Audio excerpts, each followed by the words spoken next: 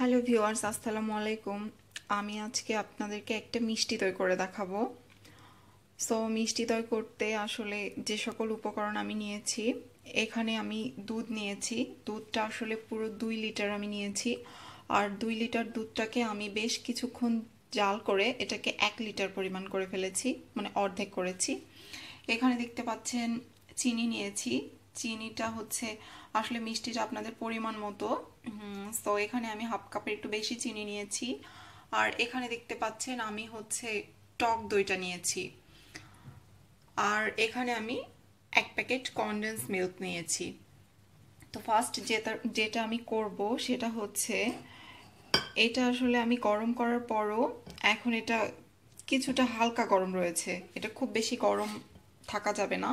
একটু ঠান্ডা হওয়ার পর আমি এটাতে ধীরে ধীরে চিনিটা অ্যাড করব ফার্স্ট।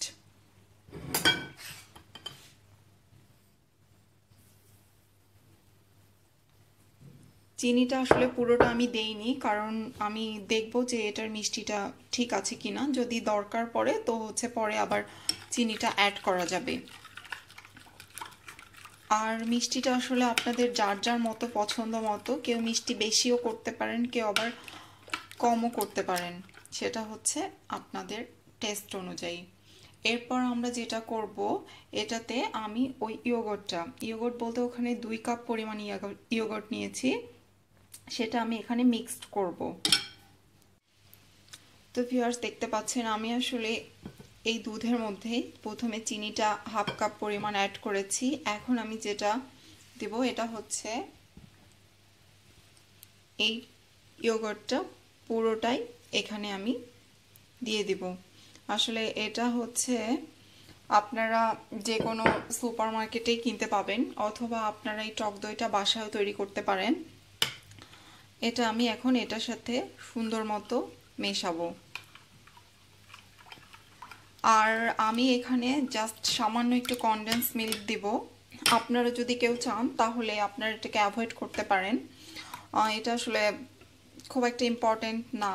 আমি জাস্ট এটা হচ্ছে সামান্য একটু দিব, পুরোটা দিব না।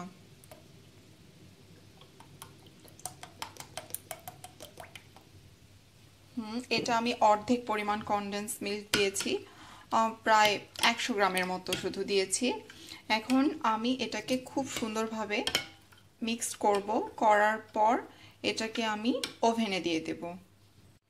আমি চিনি এবং টক দইটা এটাতে ভালোভাবে মেশানোর পর এটাকে আমি ওভেনে দিয়ে দেব সবচেয়ে কম তাপমাত্রায়, 50 ডিগ্রি সেন্টিগ্রেড তাপমাত্রায়। এটা কয়েক ঘন্টার জন্য আমি ওভেনে দিয়ে দেব। আর আপনারা এটা ওভেনে দেওয়ার আগে অবশ্যই টেস্ট করে নেবেন যে চিনিটা আসলে আপনার পছন্দ মতো আছে কি না।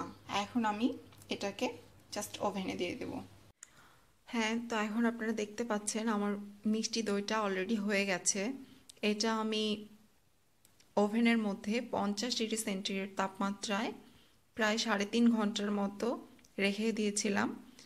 তারপরে এটা যখন খুব সুন্দর জমাট হয়ে গেছে, তখন আমি ওভেন থেকে বের করে এটাকে ফ্রিজে নর্মাল টেম্পারেচারে কয়েক ঘন্টা রেখে দিয়েছিলাম।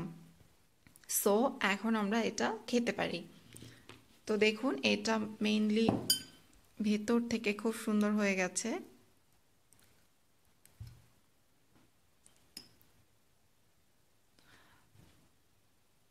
দেখতে পাচ্ছেন, এটা আসলে খুবই মজাদার আর খুব সহজ একটা রেসিপি। আপনারা বাসায় অবশ্যই এটা ট্রাই করবেন এবং আমাকে জানাবেন কেমন হয়েছে। সো আজকের মতো আল্লাহ হাফেজ।